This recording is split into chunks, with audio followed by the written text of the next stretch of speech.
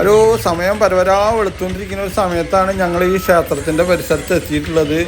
അതുമാത്രമല്ല വളരെ നല്ലൊരു അന്തരീക്ഷമാണ് ഇപ്പോൾ. കാരണം ഇവിടെ ഒരുപാട് കിളികളുടെ ശബ്ദം, അതേമാതിരി ഒരുപാട് കിളികൾ രണ്ടും മരത്തിലും നിറയെ കിളികളുണ്ട്. അതുമാത്രമല്ല ഒരുപാട് സായിമാർ, അത് ശബരിമലയ്ക്ക് പോകുന്ന സായിമാരുണ്ട്, ശബരിമലയിൽ നിന്ന് തിരിച്ചു വരുന്ന സായിമാരൊക്കെ ഇവിടെ വരുന്നുണ്ട്. കാരണം ഇവിടെ ഒരു പുഴ ഉണ്ട്, ആ പുഴയിൽ കുളിച്ച് അതിന് ശേഷം അത് ഈ അമ്പലത്തിൽ തൊഴാനൊക്കെ ഏറ്റവും വരുന്നത്. അതുമാത്രമല്ല ഇതിൻ്റെ അവിടെ നിന്ന് നോക്കുമ്പോൾ നമുക്ക് ട്രെയിന് പോകുന്ന ഒരു പാലം കൂടി കാണാറുണ്ട്. അതുമാത്രമല്ല വളരെ മനോഹരമായിട്ടുള്ള ഒരു സ്ഥലം.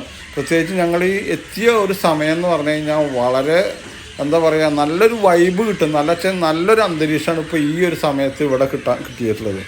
ഈ ഒരു ക്ഷേത്രം ഏതാണെന്ന് മനസ്സിലായ, ഇതാണ് ആലുവ ശിവക്ഷേത്രം. വളരെ ഫേമസ് ആയിട്ടുള്ള ആലുവ ശിവരാത്രി നടക്കുന്ന അതേ ശിവക്ഷേത്രമാണിത്. ഇത് ആലുവ മണപ്പുറത്താണ് ഈ ഒരു ക്ഷേത്രം ഉള്ളത്, ആലുവ ശിവക്ഷേത്രം. ഒരുപക്ഷെ നിങ്ങൾക്കൊക്കെ അറിയുന്നുണ്ടാവും ആലുവ ശിവരാത്രി. ആലുവ ശിവരാത്രി എന്ന് പറഞ്ഞാൽ എറണാകുളത്ത് താമസിക്കുന്ന ആൾക്കാർക്കും ആലുവയിൽ താമസിക്കുന്ന ആൾക്കാർക്കൊക്കെ ആലുവ ശിവരാത്രി എന്ന് പറഞ്ഞാൽ വലിയൊരു ഉത്സവം തന്നെയാണ്. ആ ആലുവ ശിവരാത്രി നടക്കുന്ന അതേ സെയിം മണപ്പുറമാണ് ഈ കാണുന്നത്. കണ്ടാ, ഈ ഇവിടെയൊക്കെ പണ്ട് ഒരു 10-30 വർഷം മുന്നൊക്കെ അവിടെ മണലായിരുന്നു. അതുകൊണ്ടാണ് ആലുവ മണപ്പുറം എന്ന് പറയുന്നത്. ഇപ്പോൾ മണലൊക്കെ പോയിട്ട് ഇവിടെയൊക്കെ പച്ചപ്പുല്ലാണ് ഉള്ളത്. പിന്നെ ഇവിടെ ഒരു വലിയൊരു ഫേമസ് ആയിട്ടുള്ള ഒരു പുഴ കൂടിയുണ്ട്. കണ്ട, ഇതാണ് ആലുവ പുഴ. ഇത് പെരിയാറിൻ്റെ ഭാഗങ്ങളാണ്. ഇത് ശരിക്കും പറഞ്ഞാൽ പെരിയാറാണ് ഈ ഒഴുകിക്കൊണ്ടിരിക്കുന്നത്. അതുകൂടാതെ ഇതിനോട് കുറുകയായിട്ട് ഒരു പാലം പണിതിട്ടുണ്ട് അപ്പുറത്തെ കരയ്ക്ക് കടക്കാൻ വേണ്ടിയിട്ട്. ഈ പാലത്തിൽ കൂടെ കാറൊന്നും പോകില്ല കേട്ടോ, ഓൺലി നടക്കാൻ വേണ്ടിയിട്ടുള്ളതാണ്. ഇത് പണ്ടത്തെ ബ്രിട്ടീഷുകാർ പണിത രീതിയിലാണ് പണിതിട്ടുള്ളത്. ഇത് അടുത്ത കാലത്ത് പണിതിട്ടുള്ളതാണ്. കാരണം ഞാനൊരു ഇവിടെ സ്ഥിരമായിട്ട് വരുന്ന ഒരാളാണ്. ഒരു 10-15 കൊല്ലങ്ങൾക്ക് ശേഷം പണിതിട്ടുള്ളതാണ്. അതുകൂടാതെ ഇവിടുത്തെ മറ്റൊരു പ്രത്യേകത എന്ന് പറഞ്ഞു കഴിഞ്ഞാൽ ഈ ആലുവ പുഴ ആലുവ മണപ്പുറം എന്ന് പറഞ്ഞു കഴിഞ്ഞാൽ പ്രതികർമ്മങ്ങൾക്ക് വളരെ ഫേമസ് ആണ്. നമുക്കറിയാം, നമ്മളെ ഈ കറുത്ത വാവ് വെളുത്ത വാവ് എന്ന് പറഞ്ഞ ദിവസങ്ങളിൽ ഹിന്ദു ആചാരപ്രകാരം ഈ പ്രതികർമ്മങ്ങൾ നടത്തും. അതിന് ഏറ്റവും ഉത്തമമായിട്ടുള്ള ഒരു സ്ഥലമാണ് ഈ ആലുവ മണപ്പുറം, ആലുവ ശിവക്ഷേത്രമൊക്കെ.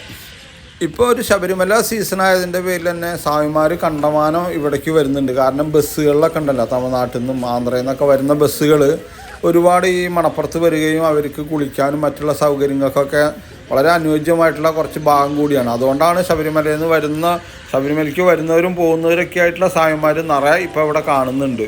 ഈ ഒരു ആലുവ പുഴയിൽ കുളിക്കാനും അല്ലാച്ച ഇവിടെ ഈ അമ്പലത്തിൽ പ്രാർത്ഥിക്കാനും ഒക്കെ കൂടിയിട്ട്. പിന്നെ ഇവിടെ വന്നു കഴിഞ്ഞാൽ നമുക്ക് മറ്റൊരു ഫീൽ കിട്ടും. കാരണം വെച്ചാൽ അത്രയും ഒരു നല്ലൊരു ക്ഷേത്രം കൂടിയാണ് ഈ ആലുവ ശിവക്ഷേത്രം എന്ന് പറയുന്നത്. ശരിക്കും പറഞ്ഞാൽ മറ്റൊരു മിനി പമ്പ എന്ന് വേണമെങ്കിൽ നമുക്ക് ഇവിടെ പറയാം. കാരണം വെച്ചാൽ അത്രയധികം സ്വാമിമാരാണ് ഇവിടെ തൊഴാനും കുളിക്കാനൊക്കെ ആയിട്ട് വരുന്നത്. കണ്ട, അവിടെ ഒരു പാലമുണ്ട്, കുറുകയായിട്ടൊരു ട്രെയിൻ പോകുന്ന ഒരു പാലമുണ്ട്. അതുകൂടാണ്ട് തന്നെ ഇവിടെ മാർത്താണ്ഡവർമ്മ ബ്രിഡ്ജ് എന്ന് പറഞ്ഞിട്ട് പണ്ട് ബ്രിട്ടീഷുകാർ ഉണ്ടാക്കിയിട്ടുള്ള ഒരു പാലം അവിടെ സൈഡ് അകലെ കാണാൻ പറ്റും നമുക്ക്. അത് ഹൈവേ ആണ്, നമ്മളെ NH പോണ റോഡ് കാണാൻ പറ്റും. ഈ ക്ഷേത്രത്തിൻ്റെ മറ്റൊരു പ്രത്യേകത എന്താണെന്ന് വെച്ചെങ്കിൽ മഴക്കാലമായി കഴിഞ്ഞാൽ ഈ ക്ഷേത്രം പൂർണ്ണമായിട്ട് വെള്ളത്തിൽ മുങ്ങണം എന്നാണ് ഇവിടുത്തെ പഴമക്കാർ പറയുക. അതായത് ഈ ഇവിടുത്തെ വിഗ്രഹം പൂർണ്ണമായിട്ട് ഈ വെള്ളത്തിൽ ആറാടണം എന്നാണ് പറയുക. ഇപ്പോൾ ഈ ക്ഷേത്രത്തിൻ്റെ മുകളിൽ കണ്ട മേൽക്കൂരിയും കാര്യങ്ങളൊക്കെ ഉണ്ട്. കുറച്ച് മുന്നേ ഈ മേൽക്കൂരിയും കാര്യങ്ങളൊന്നും ഉണ്ടാകുന്നില്ല, വെറും ഒരു തറ മാത്രമേ ഉണ്ടാകുന്നു. ഈ തറ എല്ലാ മഴക്കാലത്തും ഈ തറ പൂർണ്ണമായിട്ടും മുങ്ങണം എന്നാണ് ഇവിടുത്തെ പഴമക്കാർ വിശ്വസിക്കുന്നത്. പക്ഷേ ഇപ്പോൾ ഇങ്ങനത്തെ സിസ്റ്റമൊക്കെ ചെറിയ മാറ്റങ്ങളൊക്കെ വന്നിട്ടുണ്ട്, കാലത്തിൻ്റെ മാറ്റങ്ങളായിരിക്കാം. അപ്പോൾ ഇതൊക്കെയാണ് ആലുവ ശിവക്ഷേത്രത്തിൻ്റെ അല്ലെങ്കിൽ ആലുവ മണപ്പുറത്തിൻ്റെ കാഴ്ചകൾ. അപ്പോൾ എൻ്റെ ഈ കൊച്ചു വീഡിയോ നിങ്ങൾക്ക് എല്ലാവർക്കും ഇഷ്ടപ്പെട്ട് കാണും എന്ന് വിശ്വസിക്കുന്നു. അപ്പോൾ ഇതുവരെ എൻ്റെ ഈ യൂട്യൂബ് ചാനൽ സബ്സ്ക്രൈബ് ചെയ്യാൻ വിട്ടുപോയിട്ടുള്ളവരും ആദ്യമായിട്ട് കാണുന്നവരും മറക്കാതെ സബ്സ്ക്രൈബ് ചെയ്യുക. അപ്പോൾ അടുത്ത ഒരു കൊച്ചു വീഡിയോ ആയിട്ട് വരുന്നത് എല്ലാവർക്കും നന്ദി.